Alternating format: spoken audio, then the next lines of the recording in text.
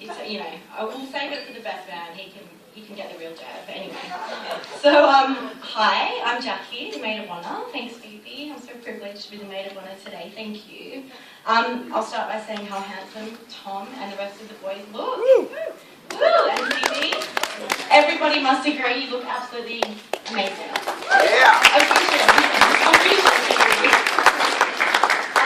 And a shout out to Stacey and Susie as well. You both look gorgeous wherever you are out there. Okay, so Phoebe and Tom have known each other for more than 10 years. The love story begins on New Year's Eve in 2001, 10 years ago, where they met at Clark's Point, where we had some lovely photos this afternoon. They were only 16 years old at the time when they met. As the clock struck midnight, they shared a New Year's pash. And that was it. Phoebe was in love. Just to get it started, I'm going to share with you a short reading from Phoebe's high school diary. Sorry, Phoebe. Okay. Dear diary, well, it's official. I'm going out with Tom. He asked me out on Friday night. We haven't been out yet, but we probably will this weekend. I like him so much, it's hard to express. He's so nice and cute, and he's just everything. I don't think I have ever liked someone this much. And I'm scared that he doesn't/won't feel the same way when we see each other. I hope we both like each other and it lasts for a while. Love, Phoebes. Well, Phoebes, I think it'd be safe to say now that yes, he does feel the same way. Although at the time, I think Tom was slightly overwhelmed by your affections. Week after week, you would try and arrange romantic plans with young Thomas. And something always seemed to come up.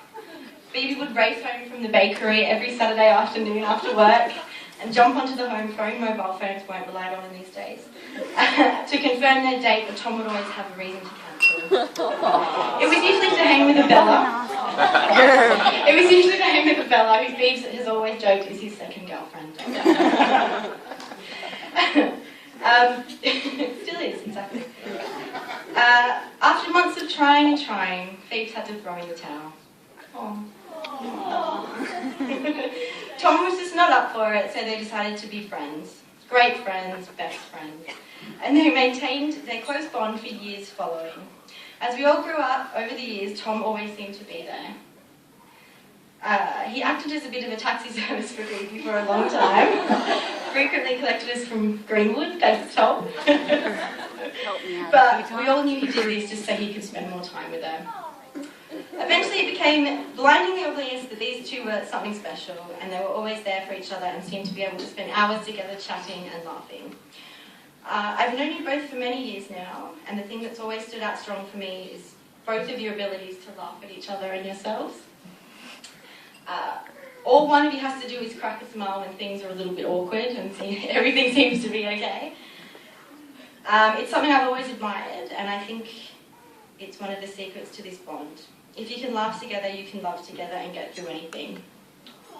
So, on that note, let's all raise our glasses to Mr. and Mrs. Cunningham. Woo-hoo! Here's to a long life of love and laughter. Cheers.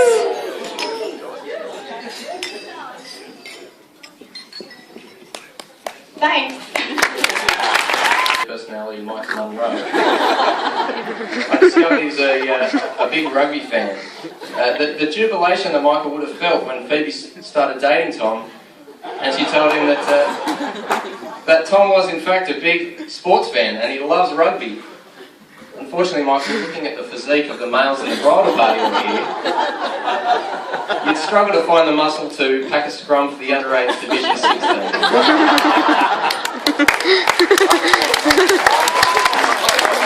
He's a great MC, isn't he? Very true, Stanley, very true. Okay, welcome everyone to help us celebrate the marriage of Tom and Phoebe. Well, now everywhere I look it's Phoebe and Tom, so I just thought, you Tom, I'd go the other way. It's been a big year this year. As you know, we've had the Olympics.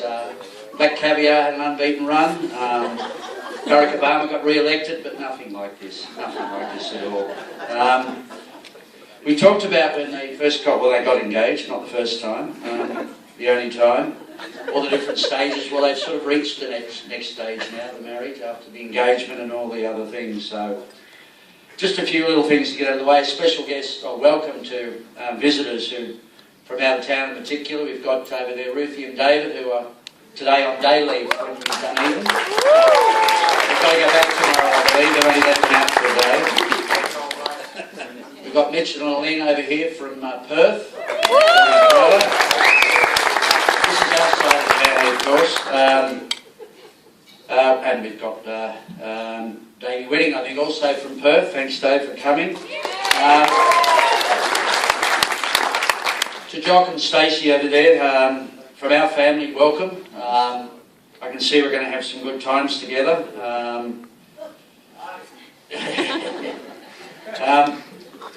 Another one in particular, Hilary. I'd like to welcome Hilary. She's a special person in Phoebe's life, and I know that she'd be is really proud today, and I know that she probably wondered for a while if Phoebe would ever become tamed, but I think tonight that's happened. Also, just a little bit about the people that aren't here today, notably Harry, that we all miss and love. Harry was the life of the party. He'd be drinking heavily watered red wine.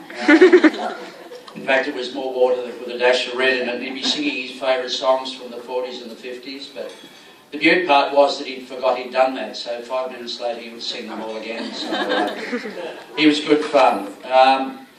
Now, look, when Phoebe and I first discussed what I was going to say, I got a couple of, you mightn't believe this, but a couple of strict instructions.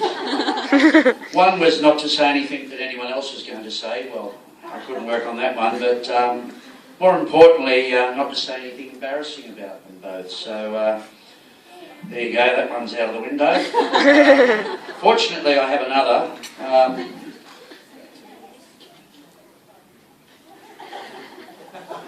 It's true, Phoebe, you know it is. Okay, I'll open this one now. Alright. Now we can start on the real one. Now, Phoebe and Tom. Won't be embarrassing. I call them the actually ideal yin and yang couple. I mean, we all know how outgoing and loud Tom is and loves a party. Whereas Phoebe, of course, is quiet, reserved, even shy. And she'd rather stay at home reading a book, I think, really, isn't it? In fact, I understand that the girls here were worried about her at the hens night, that she didn't enjoy herself. So I haven't heard that much about it, unfortunately. I haven't heard much about the Bucks do either, but I believe Tom was the life of the party at that one. So we're hoping with nights like tonight that Phoebe might sort of come out of a shell and start to enjoy herself a little more. Now, this wedding has been quite interesting. Phoebe's worked very hard on the organising of this. If you haven't seen a spreadsheet or a run sheet, then you're not part of the deal. We've been getting them for the last 6 months. They've kept us fairly organised and active. In fact, I've got so many emails, I'm actually thinking of getting my own computer feed. My secretary knows more about what's going on than I do. Now, just let me, for example, you probably haven't seen today's run sheet. It's from the Princess Street Morning Herald. This is just for today, mind you. It's that long. It's got a time for everything and an action and a location. It started at 9 to 9:30 with the bridesmaids arriving, which they did. I won't go through it all, but let me get on to me. I've got to collect the flowers. That's at 10, and then 10:30 I had to drop the car off. Well, I got there early for the flowers, but I was driving back home with the flowers and it was about 20 past 10. I hadn't even got home and I'm supposed to be at Kirribilli at 10:30. Well, as you can understand, panic set in. I didn't know what I was going to do. And, so I snuck in, but she was otherwise engaged and I thought I got away with it. But just as I was about to leave, she asked me where I was going and then suddenly reminded me I was late. So, 10:30, and I was already well behind the 8 ball, and frankly I never caught up, but she actually didn't notice. Now, it goes all the way through. I'm up here again at, where are we? Phoebe and Michael depart Phoebe's house. Phoebe and Michael arrive at church, 3:25. Now, just in case you think it's just me, you were all in this too. 7:15, all guests are escorted into the grand ballroom, so you've copped it as well. So it wasn't just me. Now, I don't think you were going to say any of those things, were you, Tom? That's cool. Okay, now, if you look at your tables, you'll find a little candy stick with a card attached. I just thought I should mention the new business venture, Brian and Tom there, Canham Gardening and Maintenance Services. They are taking bookings tonight, so if anyone wants anything done, you can either call and leave a message, or you can actually approach him on a free moment at the table. Look, you can have your house, your lawns done, your decks cleaned. Look, it's the perfect Christmas gift. So bear that in mind for someone special in your life. And you can also leave details in the wishing well over there. That there's a little slot if the card's too big to put in there. We'd like to welcome, well, Susie and I promised I'd mention her. I want to thank everyone who has helped today. The bridal party who have been terrific, they really have. It's been very hectic today in our house. Father Bates at the church today, who I thought was interesting, possums. And of course the management and staff of the club here have done a good job, apart from losing your shirts earlier. Finally though, I'd like to finish up by mentioning a special group of people that sometimes seem to get left behind on these occasions, and that's the fathers. Most of us have one, some of us are one, and some of us would like to be one. Kids, boy or girl is fine.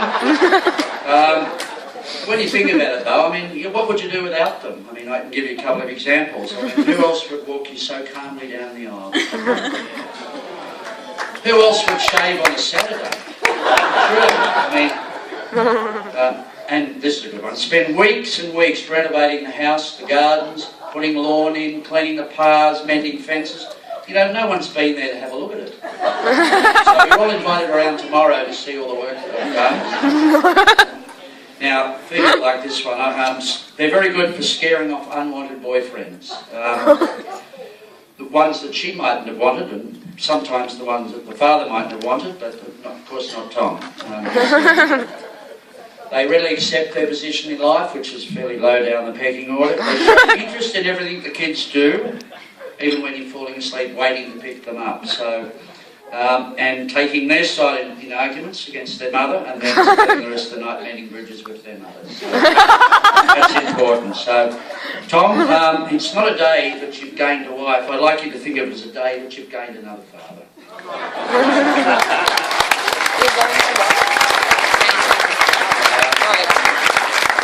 No, you're not getting the torn up one.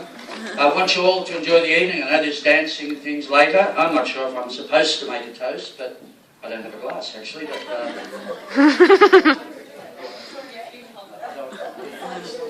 have 5 beers in a minute though. To Tom and Phoebe, Mr. and Mrs. Cunningham, from a dad. Woo!